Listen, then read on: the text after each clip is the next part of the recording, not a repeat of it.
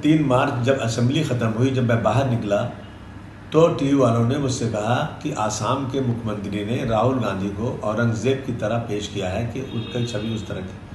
देखिए, मैं जब उन्होंने औरंगज़ेब की बात किया तो मैंने पहले पढ़ा है कि सतीश चंद्र जी को, आदरी टुस्के को, डॉक्टर राजीव दीक्षित, डॉक्टर राम पुनियानी, अवध ओझा, मीना भार्गवा, इनकी स्टेटमेंट में मैंने कुछ बोला है जो तारीफ़ें की हैं उनकी, कि मंदिरों को उन्होंने पैसे दिए, उन्होंने क्या, इन सब लोगों के स्टेटमेंट है। इस पर मैंने औरंगज़ेब रहमतुल्लाह अलैह के बारे में बोला, लेकिन इस बात को इतना बढ़ा दिया गया कि जैसे लगता है कि एक तूफान आ गया। मैंने किसी का अपमान नहीं किया। छत्रपति शिवाजी महाराज हो, छत्रपति संभाजी महाराज हो, डॉक्टर भीमराव अम्बेडकर हो, महात्मा ज्योतिबा फुले हो, राजश्री साहू महाराज हो, इन जैसे तमाम महान पुरुषों का हम आदर करते हैं और हमें आदर करना, पूरे देश को आदर करना चाहिए। हम आदर करते हैं। इन्होंने सारे समाज के लिए, सारे धर्म के लोगों को बराबर का दर्जा दिया था। मैंने इन हिस्टोरियन की लिखी हुई किताब, इनके स्टेटमेंट के ऊपर मैंने जो औरंगज़ेब की तारीफ़ किया,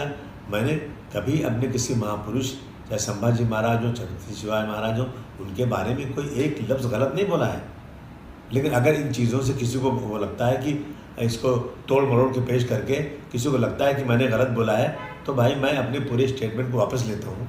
असेंबली चलना चाहिए, असेंबली में बहुत सारे काम है। इन इशू पर असेंबली रोकी जाए, मैं समझता हूँ ये महाराष्ट्र की जनता का बहुत सारा काम रुकेगा। खबर मिली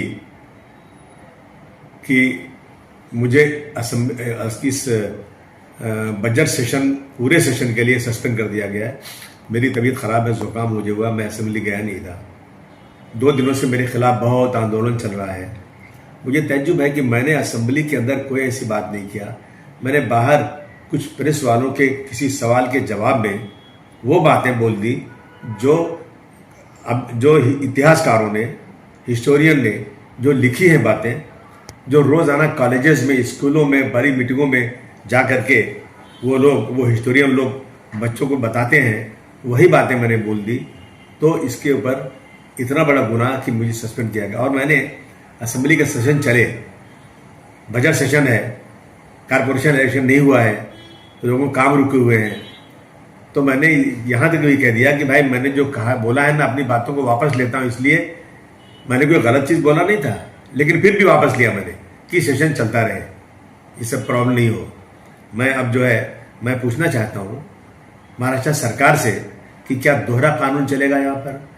प्रशांत कोलरकर साहब ने और राहुल शोलापुरकर साहब ने छत्रपति शिवाजी महाराज को कैसे अपमानित किया है, कि कैसे कैसे अल्फाज बोले हैं। मैं अपने मुंह से वो चीज़ें, अपने महापुरुषों के बारे में इनके कही हुई बातों को दोहराना भी अपने की शर्मिंदगी महसूस करता हूँ।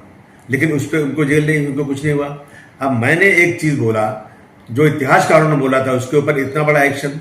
देखिए, अबू आसिम का मतलब कि मेरे पीछे 5 लाख जनता है और इस जनता के कामों को लेकर असेंबली में मुझे बात करना, डेवलपमेंट की बात करना, फंड की बात करना, ये सब रह गया। आपकी बार आपने रोक दिया इसको।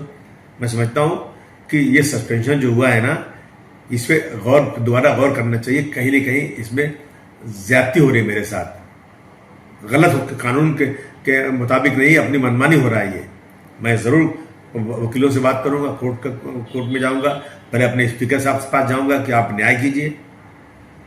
मुझे अफसोस है इस बात का कि किसी इतिहासकार की कही हुई बात के ऊपर निलंबन कर दिया गया और कुछ लोग खुलेआम उन महापुरुषों के बारे में कैसी कैसी बातें कर रहे हैं। न उनकी किताब को बैन किया गया है, न उन पर कोई केस किया गया है।